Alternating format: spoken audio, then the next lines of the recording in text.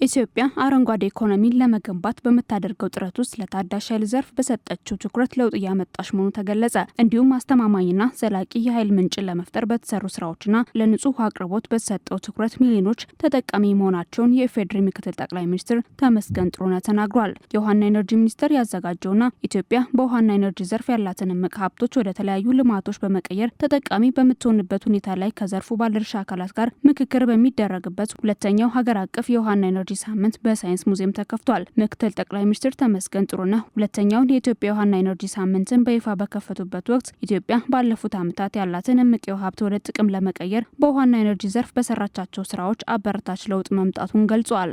In recent years, Ethiopia has made great progress. በቅርብ ዓመታት ውስጥ ኢትዮጵያ ታላቅ እድገት አሳይታለች። ንጹህ ውሃና ኤሌክትሪክ የማግኘት እድልን አስፋፍተናል። የአረንጓዴ ልማት ተስፋ በሆነው በታዳሽ ኃይልና በውሃ ኃይል ላይ ኢንቨስት አድርገናል። በሚሊዮን የሚቆጠሩ ኢትዮጵያውያን አሁን ንጹህ ኃይልን እየተጠቀሙ ይገኛሉ። ኃይልን የማካፈል አቅማችንም እያደገ በመምጣቱ ጎረቤቶቻችን ጭምር ተጠቃሚ ሆነዋል። ኢትዮጵያ ለጅቡቲ፣ ለሱዳንና ለኬንያ ታዳሽ ኃይልን በመላክ በቀጠናው የኃይል ማዕከል እየሆነች ነው። በቅርቡም ወደ ሌሎች ሀገራት ታዳሽ ኤሌክትሪክ ኃይልን የምትልክ ይሆናል። ይህም ስለ ኃይል ብቻ አይደለም፣ ስለ እድገትና መረጋጋት፣ ስለ ጋራ ቀጠናዊ ብልጽግና ራዕይ ማሳያ ነው።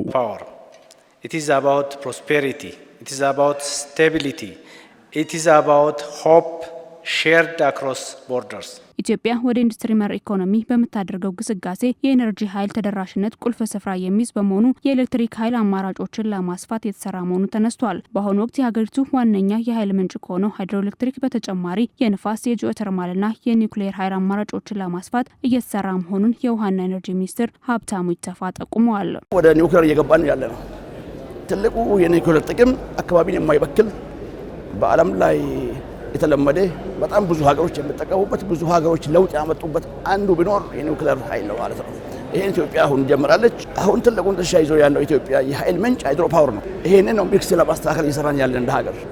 የውሃ ኃይል፣ የንፋስ ኃይል፣ የፀሐይ ኃይል አሁን ኒውክሌር ጨምረን ጂኦተርማል ጨምረን በጣም ከብዙ ካደረግን ነገ አካባቢ ላይ ብክለት ሳይመጣ በጣም ሰስቴናብል በሆነ መንገድ ለጂ አማራጭ ኢትዮጵያ ትይዛለች። ኢትዮጵያ በኢነርጂ በበልጸግ ለኢትዮጵያ ብቻ ለሚሆነው ጎረቤት ሀገሮቻችን ጋር ትልቅ በረከት ያገኛሉ። ምክንያቱም የኢትዮጵያ የኢነርጂ ኢንፍራስትራክቸር ከሱዳን ጋር፣ ከኬንያ ጋር፣ ከጅቡቲ ጋር አገናኝተዋል። ኬንያም ከታንዛኒያ ጋር አገናኝተዋል። እስከ ደቡብ አፍሪካ መቀጠል ይቻላል ማለት ነው። ስለዚህ በደንብ ከሰራን ኢትዮጵያ ቀደመች የአፍሪካ የኢነርጂ ሀብ ወይም የኢነርጂ ቋት የኃይል ቋት ሆና በእርግጠኝነት እንሰራበታለን። እሱም ደረጃ ይሰራ ይገኛል ማለት ነው። ኢትዮጵያ በታዳሽ ኢነርጂ ዘርፍ ያከናወነች ያለችው የተጠናከረ ልማት የኃይል ልማት ብቻ ሳይሆን የብልጽግና ጉዳይ መሆኑን ምክትል ጠቅላይ ሚኒስትሩ ተናግረው ታላቁ የኢትዮጵያ ህዳሴ ግድብ የዚህ የላቀ ህልም ማሳያ መሆኑን አንስተዋል። ግድቡ የጽናት የአንድነትና በአፍሪካ መጻኢ የጋራ ህልሞች ላይ ያለንን አቋም ያሳየንበት ጭምር መሆኑን ያነሱ ሲሆን የግድቡ አገልግሎት ከኃይል ልማት ባሻገር ጎርፍ ለመከላከልና በታችኛው ተፋሰስ ላሉ ሀገራት የተስተካከለ የውሃ ፍሰት እንዲያገኙ ያስችላል ነው ያሉት። ኢትዮጵያም ድንበር ተሻጋሪ ወንዞቿ የቀጠናው የትስስር መሰረቶች ናቸው በሚል ግልጽ አቋም እየሰራች እንደምትገኝ ምክትል ጠቅላይ ሚኒስትር ተመስገን አንስተዋል። The dam brings more than power. የግድቡ ጠቀሜታ ኃይል ከማመንጨት በላይ ነው። ጎርፍን በመከላከል የውሃ አጠቃቀምን በማሻሻልና በታችኛው ተፋሰስ ላሉ ሀገራት ተገቢ የውሃ ተጠቃሚነትን በማሳደግ ከፉክክር ይልቅ የጋራ ተጠቃሚነት ህልምን ለመፍጠር የሚያስችል ነው። እንደ አባይ፣ ባርዋኮቦ፣ ገናሌ ዳዋናም ሌሎች ያሉ ወንዞቻችን የሚለያዩን ድንበሮች ሳይሆኑ የሚያስተሳስሩን ድልድዮች እንደሆኑ ኢትዮጵያ ታምናለች። በፍትሃዊነት፣ በእኩልነት እንዲሁም በጋራ ተጠቃሚነት ላይ ያተኮረ መርህ ነው ያለን።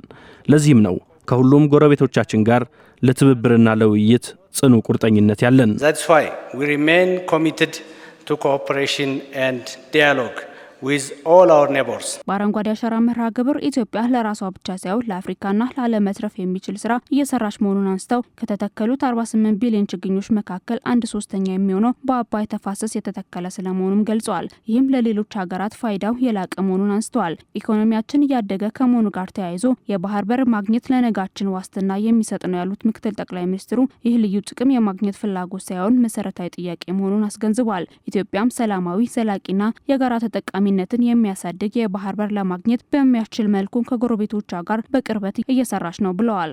As our economy grows, ኢኮኖሚያችን እያደገ ሲሄድ ወደብ መጠቀም ለወደፊት እድገታችን ወሳኝ መሆኑን እንገነዘባለን። ይህ ደግሞ ልዩ ጥቅም የማግኘት ፍላጎት ሳይሆን መሰረታዊ ጥያቄ ነው። ወደብ መጠቀም የንግድ ልውውጥን ያጠናክራል፣ ትስስርን ያሰፋል፣ እንዲሁም ቀጠናዊ ትብብርን ይገነባል። የኢትዮጵያ ዕጣ ፈንታ ከጎረቤት ሀገራት ጋር የተሳሰረ ስለሆነም በሰላማዊ ዘላቂና ለሁሉም ተጠቃሚነት በሚያረጋግጥ መንገድ ወደብን ለማግኘት ከጎረቤቶቿ ጋር ተቀራርባ እየሰራች ነው። Our destinies are linked. የናይል ቤዚን ኢኒሼቲቭ ዋና ዳይሬክተር ፍሎሪያንስ ግሬስ አድሎንግ በበኩላቸው ኢትዮጵያ የውሃ ሀብትን በጋራ መጠቀም የሚለውን ዓለም አቀፍ ስምምነት በመተግበር ምሳሌ መሆኗን አንስተዋል። ከአየር ንብረት ብክለት ነጻ የሆነ ኤነርጂን ለዜጎቿ በማቅረብ የሚበረታታ ተግባር ያከናወነች መሆኑን ያነሱ ሲሆን በተለይም የአረንጓዴ አሻራ መርሃ ግብር በመተግበር አረንጓዴ ኢኮኖሚ ለመገንባት እየሄደችበት ያለው ርቀት እውቅና የሚሰጠውና የሚበረታታ ነው ብለዋል። ሁለተኛው ሀገር አቀፍ የውሃና ኤነርጂ ሳምንት ለቀጣይ 4 ቀናት የሚቀጥል ሲሆን የውሃ ሀብት አጠቃቀምና አስተዳደር የተመለከተ የፓናል ውይይቶችና እንዲሁም ድንበር ተሻጋሪ ወንዞች አጠቃቀም ላይ ያሉ ልምዶችን የተመለከቱ ጉዳዮች በስፋት እንደሚዳሰሱበት ተመላክቷል።